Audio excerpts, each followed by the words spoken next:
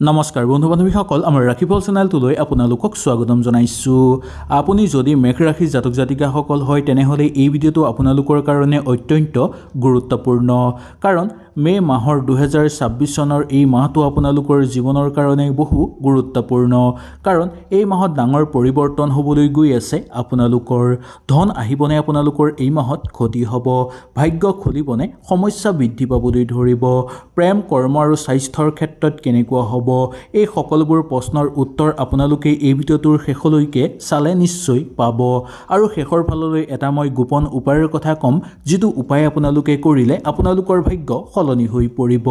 আহক তেনেহ'লে আমি বেছি দেৰি নকৰি সুন্দৰভাৱে জানি লওঁ। যদি ভিডিঅ'টো ভাল লাগে লাইক এটা কৰি আমাৰ মনোবল বঢ়াব আৰু আপোনালোকৰ বন্ধুবৰ্গৰ লগত শ্বেয়াৰ কৰি তেওঁলোককো উপকৃত কৰিব। মে' মাহটো মেঘ ৰাশিৰ জাতক জাতিকাসকলৰ বাবে মিশ্ৰিত মাহ বুলি ক'ব পৰা যায়।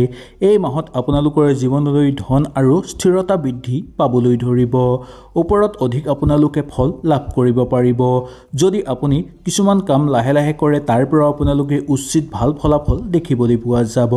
এই মাহত আপোনালোকে কেতিয়াও ভয় নকৰিব।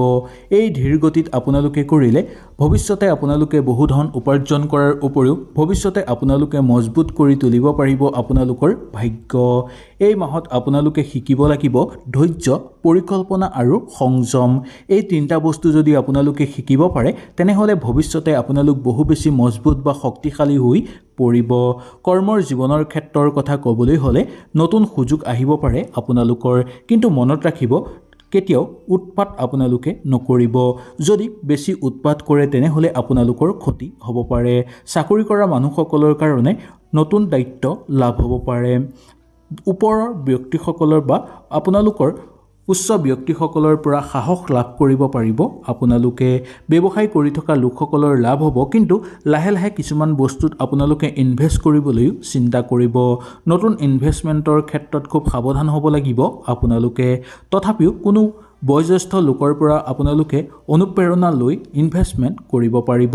বিশেষকৈ ক'বলৈ হ'লে 1 তাৰিখৰ পৰা 22 তাৰিখলৈকে এই দিনকেইটা ডাঙৰ সিদ্ধান্ত আপোনালোকে ল'ব পাৰিব, যাৰ ফলত আপোনালোকৰ কৰ্মৰ জীৱনতেই হওক বা আপোনালোকৰ ঘৰুৱা জীৱনতেই হওক ইয়াৰ শুভ প্ৰভাৱ পৰিবলৈ ধৰিব।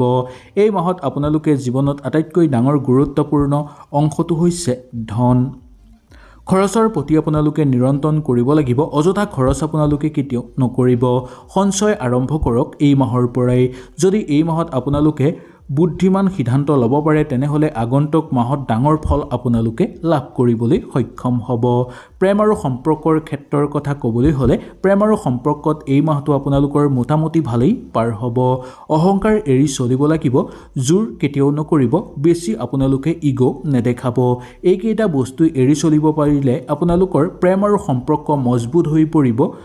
যদি আপুনি শান্ত মনেৰে আচৰণ কৰে আৰু আপুনি শান্ত মনেৰে যদি আৰু ধৈৰ্য ধৰি চলিব বিচাৰে তেনেহ'লে আপোনালোকৰ সম্পৰ্ক অধিক মজবুত হৈ পৰাৰ প্ৰবল যোগ দেখিবলৈ পোৱা যায়। স্বাস্থ্যৰ দিশৰ পৰা ক'বলৈ হ'লে শাৰীৰিক শক্তি আপোনালোকৰ ভাল হৈ থাকিব, কিন্তু মানসিক চাপ কিছু পৰিমাণে আপোনালোকৰ থাকিব পাৰে। নিয়মিত আপোনালোকে এক্সাৰচাইজ কৰিবলৈ চেষ্টা কৰিব। মেডিটেশ্যন কৰিব বিচাৰিলে কৰিব পাৰিব। মেডিটেশ্যন কৰিলে আপোনালোকৰ অধিক ভাল ফল লাভ কৰিব পাৰিব। ঘৰৰ মানুহৰ স্বাস্থ্যৰ প্ৰতিও অকণমান আপোনালোকে লক্ষ্য ৰখাটো দৰকাৰ। বিশেষকৈ পিতৃ মাতৃৰ স্বাস্থ্যৰ প্ৰতি আপোনালোকে অকণমান লক্ষ্য ৰাখিব, তেতিয়াহে ইয়াৰ ভাল ফল আপোনালোকে লাভ কৰিব পাৰিব অনাগত দিনত। এই মাহত আপোনালোকৰ শুভ ৰং হ'ব ৰঙা আৰু কমলা। শুভ সংখ্যা হ'ব 1 আৰু 8। শুভ দিন হ'ব 1 তাৰিখ, 8 তাৰিখ, 15 তাৰিখ।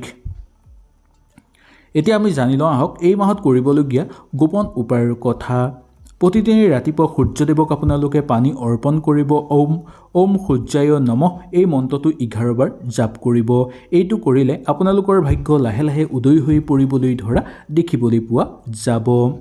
এই মাহত আপোনালোকৰ ধন আৰু আত্মবিশ্বাস বৃদ্ধি পাবলৈ ধৰিব। লগতে এই মে' মাহটো মেঘ ৰাশিৰ জাতক জাতিকাসকলৰ কাৰণে স্থিৰতা বৃদ্ধি পাবলৈ ধৰিব।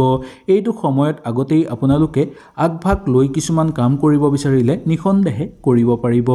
মাহত ধৈৰ্য ধৰি অনুকূলভাৱে আপোনালোকে কাম কৰিলে অনুকূল হ'ব। কৰি থকা কামত নতুন পৰিকল্পনা সংযোজন কৰিলে ইয়াৰো অধিক উন্নতি আপোনালোকে কৰিব পাৰে। কৰ্মজীৱনত নতুন দায়িত্ব, নতুন সুযোগ আহিব। উন্নতি উন্নতি হ'ব আৰু ধীৰ গতিত হ'লেও আপোনালোকে প্ৰচুৰভাৱে উন্নতি কৰিব পাৰিব। মে মাহটো আপোনালোকে নতুন কাম আৰম্ভ কৰিব বিচাৰিলে কৰিব পাৰিব। ইয়াৰ উপৰিও ঘৰতে যদি কিবা কাম নতুনকৈ আপোনালোকে ল'ব বিচাৰে হাতত তেনেহ'লে সুন্দৰভাৱে আপোনালোকে ল'ব পাৰিব। সন্তানক লৈ আনন্দিত অনুভৱ কৰিব যদিও সন্তানৰ স্বাস্থ্যৰ প্ৰতি অকণমান চকু ৰাখিবলৈ চেষ্টা কৰিব। আপোনালোকৰ পৰিশ্ৰমৰ উচিত ফল লাহে লাহে লাভ কৰিব পাৰিব। 1 তাৰিখৰ পৰা 22 তাৰিখৰ ভিতৰৰ সময়খিনিত গুৰুত্বপূৰ্ণ আপোনালোকে সিদ্ধান্ত লোৱাটো উচিত। ইয়াৰ বাহিৰেও কিবা নতুন কাম যদি আপোনালোকে আৰম্ভ কৰিম বুলি ভাবিছে তেনেহ'লে 1 তাৰিখৰ পৰা 22 তাৰিখৰ ভিতৰৰ সময়খিনিত আপোনালোকে সেই নতুন কাম আৰম্ভ কৰিব। এই মাহটো আপোনালোকে আৰ্থিক স্থিতি অটুট ৰাখিবলৈ চেষ্টা কৰিব বা আৰ্থিক স্থিতি আপোনালোকৰ বৃদ্ধি কৰাই ৰাখিবলৈ চেষ্টা কৰিব, কাৰণ এই মাহত আপোনালোকৰ খৰচ বৃদ্ধি পাবলৈ ধৰিব। নতুন বিনিয়োগ কৰাৰ ক্ষেত্ৰত আপোনালোকে আগতেই অকণমান ভাবিব লাগিব। সঞ্চয় আৰম্ভ কৰিলে আপোনালোকৰ ভাল হ'ব। বাজেট আপোনালোকে কিছু গুৰুত্ব সহকাৰে লৈ মাহটো চলাবলৈ চেষ্টা কৰিব, নহ'লে কিছু ক্ষেত্ৰত আপোনালোকৰ দেখিবলৈ পোৱা যাব যে মাহৰ শেষৰ ফাললৈ অৰ্থৰ টনাটনি দেখিবলৈ পাব। সম্পৰ্কৰ ক্ষেত্ৰত আপোনালোকে অহংকাৰ কেতিয়াও নকৰিব, জোৰ জবৰদস্তি কেতিয়াও নকৰিব। ধৈৰ্য ৰাখিলে সম্পৰ্ক মজবুত হৈ পৰিব। বেছি ইগ' কৰিলে সমস্যা সৃষ্টি হ'ব পাৰে। শান্ত স্বভাৱেৰে আপোনালোকে চলিবলৈ চেষ্টা কৰাটো উচিত। নিজৰ ভিতৰত পৰিৱৰ্তন অনুভৱ কৰিব আপোনালোকে। আত্মবিশ্বাস বৃদ্ধি পাবলৈ ধৰিব, কিন্তু কিছুমান ক্ষেত্ৰত আপোনালোকে নিজেই অকণমান সাহস গোটাই ল'ব লাগিব। এই মাহত আপুনি নিজেই নিজৰ জীৱনৰ নতুন ৰূপ গঢ়িবলৈ সক্ষম হ'ব। সেই গতিকে কেতিয়াও আপোনালোকে এই মাহত বেয়া পথলৈ নাযাব। যিমান পাৰে শুভ পথলৈ আপোনালোকে আহিব লাগে, যাৰ ফলত আপোনালোকে এটাৰ পিছত আনটো সুযোগ সুবিধা লাভ কৰিব পাৰিব। ঠিকা ঠুকলি কৰি থকা লোকসকলৰ ঘৰলৈ নতুন ভাল খবৰ অহাৰ যোগ দেখিবলৈ পোৱা যাব পাৰে। দাম্পত্যৰ ক্ষেত্ৰত আনন্দ বৃদ্ধি পাবলৈ ধৰিব।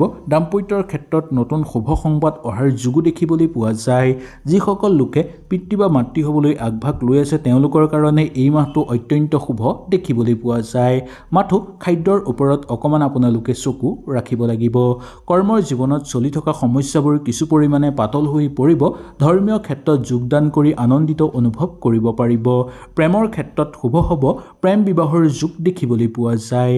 যদি আপোনালোক প্ৰেমৰ কিবা অপেক্ষাত আছে তেনেহ'লে এই মাহত আপোনালোকে জীৱনসংগী লাভ কৰাৰো যোগ থাকিব। বিবাহৰ অপেক্ষাত ৰৈ থকা লোকসকলৰ কাৰণে বিবাহৰ প্ৰস্তাৱ প্ৰেৰণ কৰিব যদি বিচাৰে সুন্দৰভাৱে পাৰিব, বা কথা বতৰা যদি আলোচনা কৰিব আপোনালোকে বিচাৰে নিঃসন্দেহে পাৰিব। ওচৰ চুবুৰীয়াৰ লগত থাকোঁতে আপোনালোকৰ আন্তৰিকতা বৃদ্ধি পাবলৈ ধৰিব যদিও কোনো ওচৰ চুবুৰীয়াই আপোনালোকক ঠগ প্ৰবঞ্চনাৰ বলি কৰি তুলিবলৈও চেষ্টা কৰিব পাৰে। ৰাজনৈতিক ক্ষেত্ৰৰ লগত জড়িত লোকসকলৰ কাৰণে মান সন্মান বৃদ্ধি পাবলৈ ধৰিব। সামাজিক ক্ষেত্ৰত নতুনকৈ যদি আপোনালোকে ৰাজনৈতিক ক্ষেত্ৰৰ লগত জড়িত হ'ব বিচাৰে তেনে ক্ষেত্ৰতো সুন্দৰভাৱে পাৰিব। পুৰণি কিবা কাম আপোনালোকৰ হৈ উঠাৰ যোগ দেখিবলৈ পোৱা যাব। কাৰ্যকৰী পৰিকল্পনা সুচাৰুভাৱে সিদ্ধি হৈ পৰিব। ঠিকা ঠুকলি কৰি থকা লোকসকলৰ কাৰণে অনুকূল প্ৰভাৱ দেখিবলৈ পোৱা যাব। ভৱিষ্যতৰ কাৰণে এই মাহত যদি কিবা আপোনালোকে সঞ্চয় কৰিব বিচাৰে তেনেহ'লে নিঃসন্দেহে আপোনালোকে সঞ্চয় কৰিব পাৰিব, যাৰ ফলত ভৱিষ্যতৰ দিনবোৰ আপোনালোকৰ আৰু অধিক শুভ আৰু অধিক অনুকূল হৈ পৰাৰ যোগ দেখিবলৈ পোৱা যাব। হয়তো এই ভিডিঅ'টোৰ যোগেদি আপোনালোকে সুন্দৰভাৱে বুজি পালে। যদি আপোনালোকৰ ৰাশি মেঘ হয় তেনেহ'লে নিশ্চয় মোক তলত কমেণ্ট কৰি জনাব। যদি ভিডিঅ'টো ভাল লাগে লাইক এটা কৰিব আৰু আপোনালোকৰ বন্ধুবৰ্গ তথা আত্মীয়ৰ লগত শ্বেয়াৰ কৰি তেওঁলোককো উপকৃত কৰিব। ইয়াৰ উপৰিও কমেণ্টত আপোনালোকে জয় হনুমান বুলি লিখিবলৈ একেবাৰে নাপাহৰিব। তেনেহ'লে আজিলৈ আপোনালোকৰ ওচৰৰ পৰা বিদায় লৈছোঁ। কালিলৈ পুনৰ আপোনালোকক লগ পোৱাৰ প্ৰতিশ্ৰুতিৰে আজিলৈ নমস্কাৰ।